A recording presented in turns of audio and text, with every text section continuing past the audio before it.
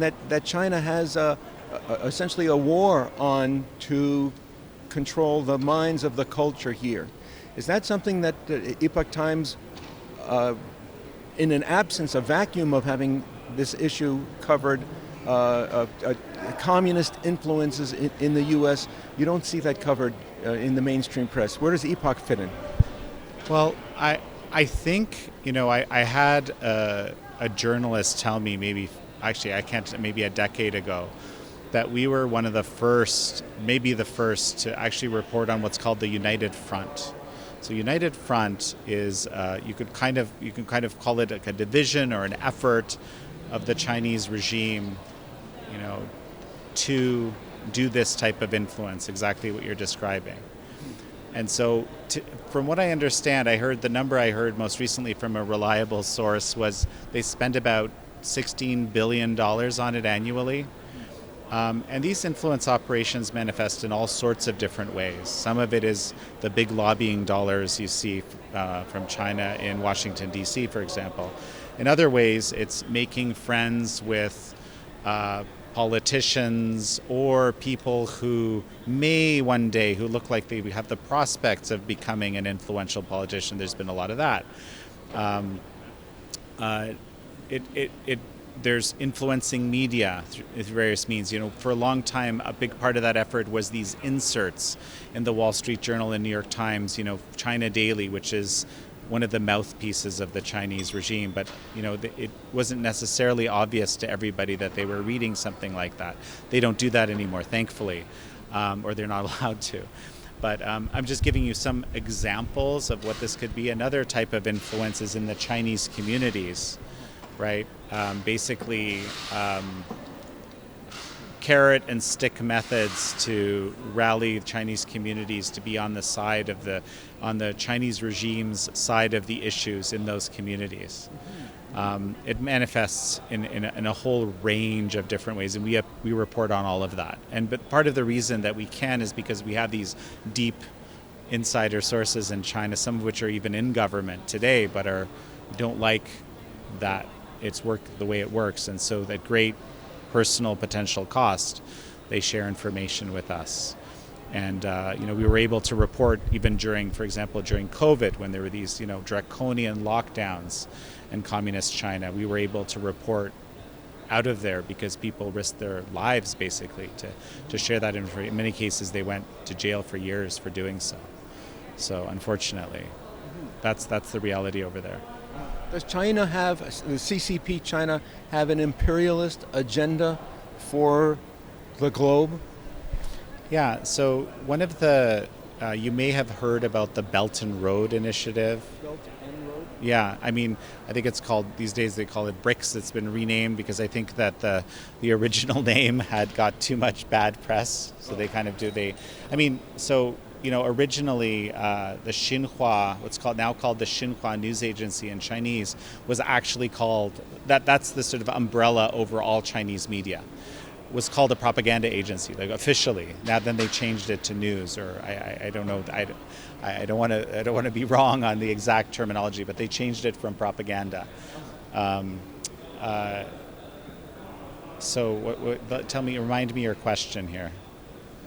Chinese communist imperialism over the West. Right. So, not just the West, by the way. China has tremendous influence now in Africa. Well, there's more than 100 nations. I think this Belt and Road Initiative, including in some European nations, it's kind of like the Chinese Silk Road or something. Like basically, it's an attempt by the Chinese regime to develop deep connections through trade in all sorts of these places, so that let's say there's many dimensions to how this works, but there's basically communist China has this vision that it wants to be the dominant power in the world, and it doesn't. It's not imperialist in the sense that it wants to own every country and have every country be part of China. No, that's not necessary. But in effect, it wants every nation to basically give fealty, so to speak, to China. There's sort of this, It's a very, very grandiose vision, and part of it is they do require a lot of resources.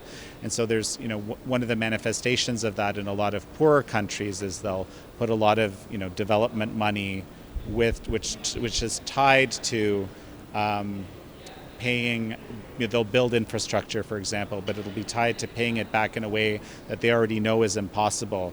And the effect is the country falls into a debt trap and now is kind of indebted to the Chinese regime. Right. Or do they use means of blackmail and extortion of politicians? I think I'll just say, like, anything you can imagine is used. Yeah, and including, of course, that. And there's many examples of that, but there's some very scary examples. There's a lot of there's something called the 1,000 Talents program. And the 1,000 Talents program is recruiting kind of the best minds in R&D in areas which are strategic to the Chinese regime, and giving them, large amounts of money, in some cases on the books, in some cases off the books. There was a very notable example of one of the most prominent nanotechnology researchers in the world from Harvard, I believe. Charles something. That's right. I always mix him up with a professor I had once, so I don't remember his last name, but yes, Charles.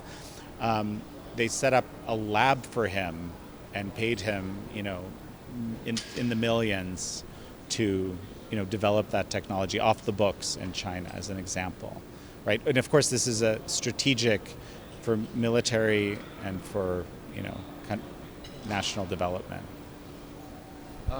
Let me add another thing. Something that's very important to understand, right? And this is in the previous administration, in the Trump administration, the Secretary of State, Mike Pompeo, came up with a maxim, and it was very good, I think.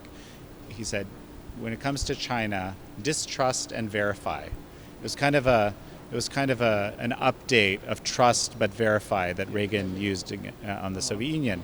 And I think that's very accurate because, watching China for the last 24 years at Epoch Times, it's very clear that you have to assume worst intentions.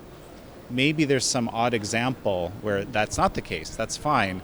But as opposed to assuming best intentions, which is our tendency as people in free societies, right? It's a huge mistake to assume best intentions. And I could explain to you all sorts of reasons why, but just the historical precedent dictates that. You can never assume best intentions. You have to assume you're getting taken for a ride if there's interest. And unless you can, look at it from all the different angles and not figure out how that's actually happening, then, maybe, but it's just, you rarely find that, right? And as a result, the Chinese regime has been able to grow through, all sorts of ways. In some cases, with great fanfare and cooperations from Western countries, right? This sort of, willing technology transfer. It's kind of a forced technology transfer, because if you want to work as your company in China, you have to have a partner company that will then take your IP, and you have to, happily with a smile transmit that IP to that other company. There's an example a very sort of notable example, even though it wasn't a huge company, would be a Segway. You remember those two-wheeled, right? So what happened there is, Segway went in. They wanted to manufacture in China. It was cheaper, right? And then the technology was transferred.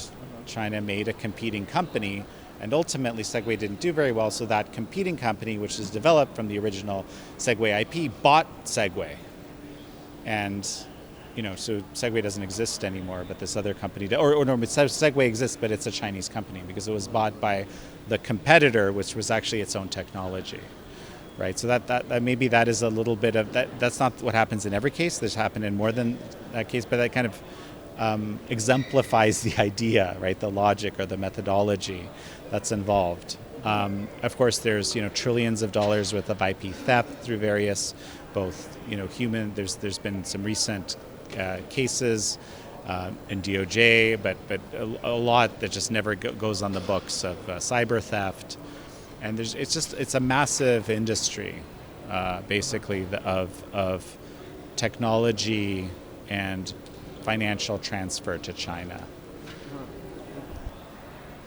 what the best way that people can follow it? Simply, people can subscribe. Yeah, so come to the epochtimes.com. There's a subscribe button on the top right. Yeah, I would welcome everyone to come and, like I said, check it out. Don't take my word for it. Come and check us out and see for yourself. If you like what you see, please subscribe.